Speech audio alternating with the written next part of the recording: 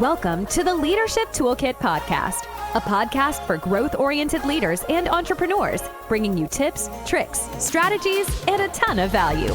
You're sure to pick up tidbits of actionable advice in every episode. Now, let's get into it with your host, Julia McLaughlin.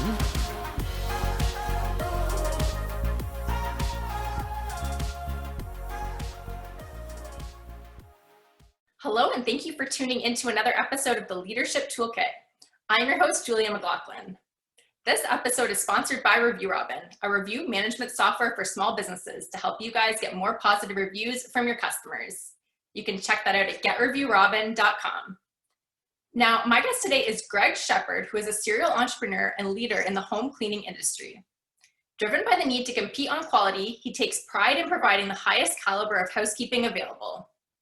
Greg is the founder of several cleaning companies, including Dallas Maids, Emily's Maids, and Memphis Maids.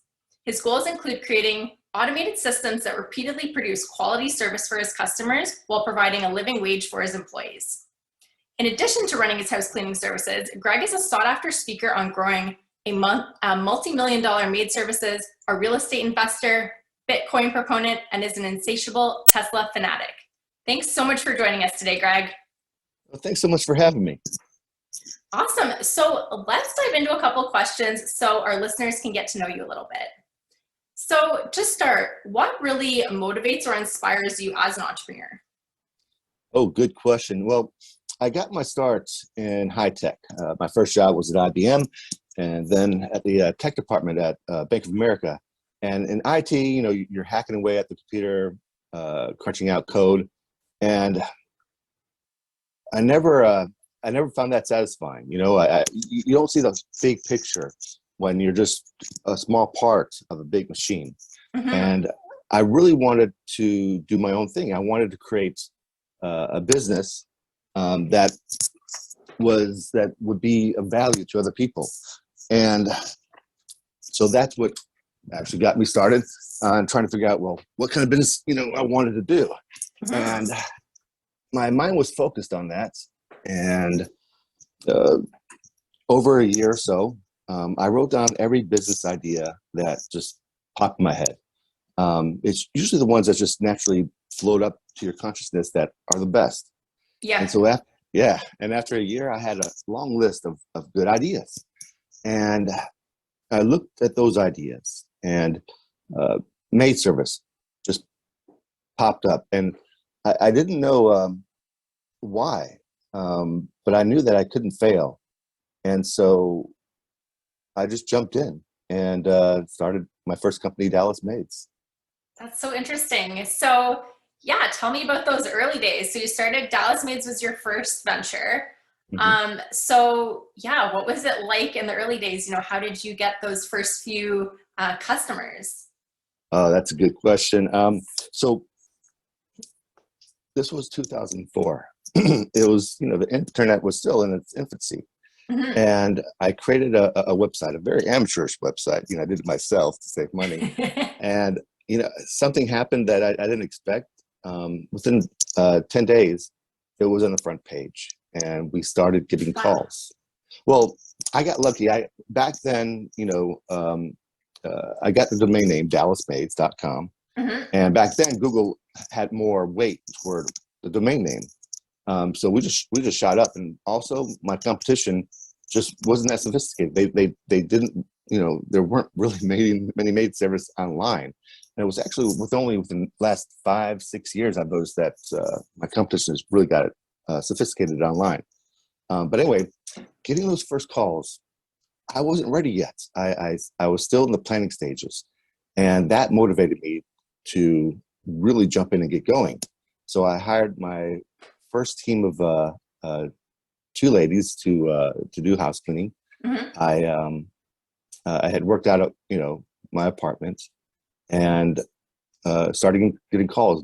But the calls weren't enough to make sure that my first team had a full schedule. So in addition to having our website, I filled up their schedule by having flyers and cards, and we would pass them out nonstop. And I remember each apartment complex, and we focus on apartment complexes because, the doors were close together, less, walking. But out of every apartment complex, we got one call right away and then another call maybe in a day or two. And so once you realize that, okay, I can get 2 calls per apartment complex, from that point, it's just simply a numbers game. So for the first year, we pretty much just walked and passed out flyers. When we said I had actually hired a office manager at the time. I had, in my mind, I wanted to grow Dallas Maids as quickly as possible. So I had a team of 2, an office manager, and so we would just wake up early in the morning, 3:30, get out there by 4, and pass out flyers. The reasoning was that people would see the flyers when they open their door in the morning, and it would give other businesses that pass out flyers a chance to come around and take ours down, which happens a lot. So that's how we got our first customers, is through the website and through passing out flyers. That's so interesting. Yeah, the game has really changed nowadays. You don't see as much print advertising. It's pretty much all digital marketing that has kind of taken over. So, absolutely. But I actually think you have an advantage if you're still kind of playing that game nowadays, because not as many people are doing it. It's easier to stand out. As many people are doing print? Yeah, exactly. So many people have gotten away from print and are just getting into digital, that I think it's a good way to kind of stand apart from your competitors. You know what? You're right. After a year and a half, 2 years, we stopped doing, passing out flyers, and we haven't passed out flyers for quite a long time. But I can see now, you're right. I can see flyers as being a great way to find customers because no one's doing it anymore. Yeah, exactly. So, in those early days, what were some of those real challenges that you had to overcome as you were growing Dallas Maids? I'm sure there was lots of them. Yeah, well, okay. This sounds like a really crazy obstacle, but I remember not feeling. I remember not feeling right making this money as the business grew. For your life, you worked for somebody else. You worked for your money. College, you worked for your grades. But this was different. I was now leveraging the labor, my employees, to make lots of money. And I guess it was more of a psychological thing. I had to, get over that, that stump with, hey, Greg, it's okay to make this money and not work as hard as you used to. I remember that being an obstacle. Another one was actually more of a psychological obstacle was realizing that people are willing to pay for your service, and you want to charge what you're worth. Back then I was thinking, okay, I can compete on price. That was a mistake. I learned gradually that I needed to raise my pricing. And interestingly, I didn't lose customers when I raised my pricing. In fact, it seemed like, we've got a little more customers. I think people associate value with the price of the product. Yeah. And quite rightly so, because I found competing on price and not competing on quality and not price allowed my business to have the cash flow to hire the best people, to pay them what they're worth, to keep my best people. And it's been a fun ride, and Dallas Maids has been, very, very profitable because of it. Interesting. So what kind of steps did you put in place to kind of do that mindset work so that you were able to, really justify what you were charging and be okay with that?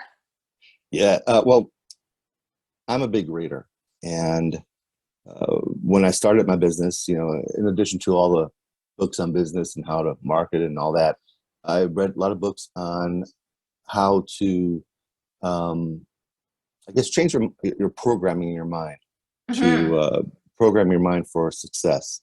Because frankly, if someone starts a business, they're thinking about what could go wrong.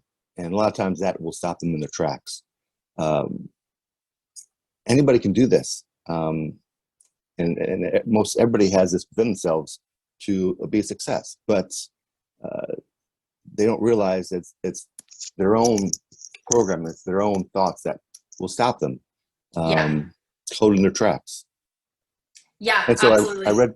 I read books on psychology and NLP. A great book I definitely recommend is Secrets of the Millionaire Mind by Harv Eker. That deals with how to reprogram your mind for success. Interesting. So reading books on those topics is how I learned to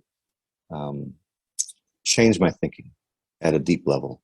Interesting. Did that involve like affirmations, or was it more just kind of paying attention to what you were thinking and then just sort of making that, conscious effort over time to just be like correcting those thoughts?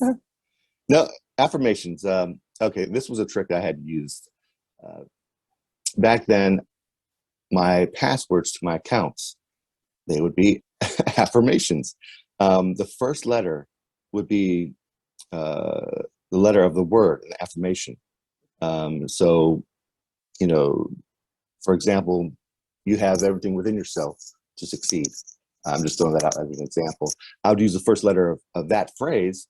Sometimes mix it up. If there was an S, I would do the $sign instead. Mm-hmm. And so I would have to say that affirmation each time I type out the password to get in my account. So yes, affirmations are great because the mind is very open to suggestion. Mm-hmm. But also other tools. Neuro-linguistic programming is a very powerful tool to quickly reprogram your mind for success. Interesting. I don't know too much about neuro-linguistic programming, but it sounds interesting. It's going to be something I'm definitely going to check out. Yeah, Anthony Robbins is huge on that. Okay. The famous speaker, motivational speaker. Yeah, very cool. So, you are now managing, multiple ventures. So how do you really prioritize your time and, balance not only your personal life, but all of your businesses? Automates. Love that. I knew you had to automate the system. You have to build yourself. You have to get yourself out of the system so you can actually work on your business. Mm-hmm. And how to do that is at each step, I would, create a manual on how to do the job. When I cleaned houses, I created an easy to understand manual. When you hire your people, you can give to them, there it is for them. So you're not reinventing the wheel and you already know the best way to handle things. And then you move up to taking calls and write a manual for that. And eventually you work yourself outside of that. So after 4 years in 2008, I did that for Dallas Maids. And I actually forced myself to do that. And I forced myself by, I bought a ticket to Bali. So the goal was to travel the world for 1 year. And that really was motivation and forced me to get my business automated. Now, I wasn't able to get away for a year. I was able to get away for 6 months. Not too bad, but there was, bugs were in my system and I came back and I fixed them. Mm-hmm. And after that, it was a huge weight off your shoulders because now you have all this free time. Yeah. What do you do with your free time? It's fun to have free time for a little bit, but then you get bored and you start another company and you do the same thing and you replicate. So right now, I'm looking to, start another business, and that is in the works, probably another year or two. I know I say this after every time I do this, but after that time, I think I'm going to call it quits and just kind of relax. But, I know I'll get bored again. Yeah, exactly. So automation is how you do it. You free up your time. So I have my workers, I have a great management staff. Got to find the right people. That's so important. Mm-hmm. And if you have the right people with the right system, that's the key to success. Interesting. And has there been any software that has been particularly helpful when you've been putting together those systems? Um, I didn't really use any software to put together the systems. It was mostly finding out the best way to do a task or a job or whatever, and writing it down in a manual, and then having that those policies and procedures for my staff. Okay, interesting. Very cool. So, when it comes to managing your staff, managing your team, I'd love to talk a little bit about leadership. And what does being a good leader mean to you? You have to motivate, and you have to understand what your people are going through. We've all had good bosses, and we've all had bad bosses. Yes. And I've had some really good bosses, and I remember looking back at what they did and how they treated their employees and how they motivated me. And I used what I learned there or what I remember with my people. But how do you understand your people? Because a lot of times you're the boss, and your employees are, kind of hesitant to come to you with legitimate problems. Yeah. So, as I said before, I love reading books, and early on, I started reading books on how to read people. I wanted to make sure my employees were okay, and I wanted to make sure I could identify any issues or things going on with them, so I could address them and help them. So I read a ton of books on body language and how to read those nonverbal signs that people unknowingly give out, so I could understand, okay, there's something going on here. It was also so useful in interviews. I wanted to hire the right people in the first place, and knowing how to read people helped out tremendously. Yeah, absolutely. Yeah, I'm reading a really interesting book right now called Influence, and Great book. Yeah, Great book. yeah, it's so interesting, and yeah, just all about human psychology. And yeah, for anyone who has not read that book, who is in a position of leadership or sales, it's definitely a must read. It's a game changer. It's amazing. There's through millions of years of evolution, we have a mind that has been crafted, and there are certain buttons you can just push, and it kind of sways people to do this or that. So Influence is a great book on that topic. For example, if I give you a present, or but yet, let's say a real world example. I remember having, maybe my customer was kind of mad about something. I would take them out to lunch, and I wanted to hear what happened, so I could fix it. But actually giving them a lunch gave me another chance, because when someone gives you something, you want to give something back in return. It's one of those things that are just programmed in our mind. And so he would, in return, give me another chance. And so that allowed me to really kind of maintain my momentum those early years. Yeah, the law of reciprocity, I think it's called. Exactly, that's it. And Yeah. of course, scarcity is also very good, and social proof is outstanding. Social proof or pre-selection, that's where people will choose the company that other people are already choosing. For example, let's say you're hungry, you drive by 2 restaurants, you see one with a long line, the other one's empty. Which one will you go to? The one with the long line, they must have good food. So if you look up maid service Dallas or housekeeping in Dallas, in the organic listing, Dallas Maids will pop up. And in the past, I would use that online real estate right there in the title description to say Dallas Maids recommended by D Magazine, which is a very prestigious publication in Dallas, to show that, hey, these guys have picked us. And so using the awards that you won in the past, and make sure people see that, they know you've been already pre-selected, by other people. And as you mentioned earlier about the number of reviews, Yes. if we have a happy customer, we always ask them, hey, could you share your experience online? Because people see that a lot of people have written a review on you, and they see all these reviews, so they figure, hey, this company must be pretty good. Oh yeah, reviews are such a powerful way to just build trust and credibility with potential customers. So yeah, I love that you guys follow up with all of your customers to ask for a review. I think it's and apart from just being great social proof, it also helps boost your SEO, which is an added bonus. Yeah, Yes. Yeah, absolutely. Awesome. So are there any lessons you've learned along the way, or words of wisdom that you'd like to share with our listeners? Lessons. Okay. I think I mentioned this earlier. Compete on quality, not on price. Compete on quality. Provide the best service in your markets, and people will flock to you.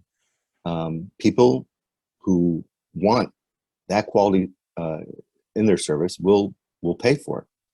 So compete on quality, not on price. If you compete on price, it's a quick way just to go out of business. I've seen it too many times.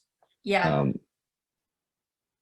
And I know that over the years, I've had 12 businesses come to me wanting to sell, and 10 out of 12, the problem was they weren't charging what they were worth, and they weren't making money. And it was a huge headache, and I wasn't able, of course, to buy those companies. So yeah, compete on quality, not on price. I think that's great advice. I love that. So where do you see your cleaning companies in 5 years' time? 5 years? Well, doing quite well. All of them doing their thing, running by themselves. By that time, I'll have my 4th cleaning company getting off the ground quite well. And and after that, hope to take some time off and just take an early retirement. Awesome. I love that. Well, we are getting ready to wrap up here shortly, but first we have the Fast 5, which are 5 rapid fire questions. So what's a book you've read that's made an impact on you? Oh, and I just mentioned that, Secrets of the Millionaire Mind, that if you want to succeed with your own, if you want to succeed building a business or with pretty much anything, you need to read that book. We grow up with our subconscious, as we grow up, is fed all this negative stereotypes about money. Money, doesn't grow on trees. Money is the root of all evil. You have to get that out of your mind and allow your subconscious to know, hey, money's okay. So that book, I would definitely recommend. And I know I already recommend that book. So another book I would recommend is The 4-Hour Work Week by Timothy Ferriss. Working Smartly. I love that book. Yeah. And learning how to allocate your tasks to other people is just another huge weight off your shoulders. Yeah, absolutely. I love that. And what does your morning routine look like? I wake up around 8-ish, and then I hang out with my wife and daughter for a bit. So I get into work around 10:30 a.m. And that's pretty much my morning routine. Very cool. And is there a CEO that you follow or study? Well, yeah, Elon Musk, absolutely. Yes. I love Elon Musk. I've been a huge fan since 2010. And I've actually have been an investor in Tesla since 2011. Oh, interesting. I saw the EV revolution coming from back then. And so what I like about Elon Musk, one of the things I identify with him is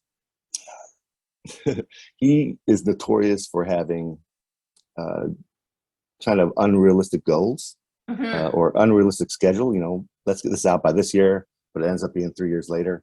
Yeah. And I love that, and I know exactly what he's doing. That's I did the same thing back at university. While other students were thinking, okay, I can get an A in this class, I can maybe get a B in this class, I aimed for straight A's. It was unrealistic, but my grade point average was much higher if I had, if I had otherwise had more realistic goals about maybe I can get a B in this course. So having unrealistic goals is actually one of my secrets. It's setting that bar incredibly high. You will get farther than you would otherwise have setting it at a more realistic goal. Yeah, absolutely. It's kind of like Grant Cardone's 10x rule, where you just multiply your efforts times 10. I don't know if you're familiar with Grant Cardone at all, but no. Yeah, so he has a book called 10x, and it's basically everything that you're doing that has, meaning in your personal life or your business. You basically multiply those efforts times 10.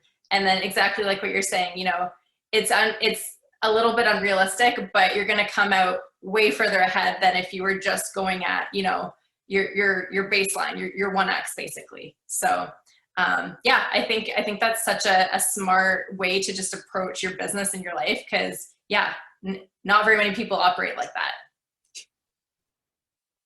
It's definitely a great tool to better overachieve. Absolutely, that sort of mindset. Yep, definitely. And then, so what is your favorite online tool? Well, giving that some thought, it'd have to be Launch 27. Launch 27 is the scheduling system that we use for our cleaning services.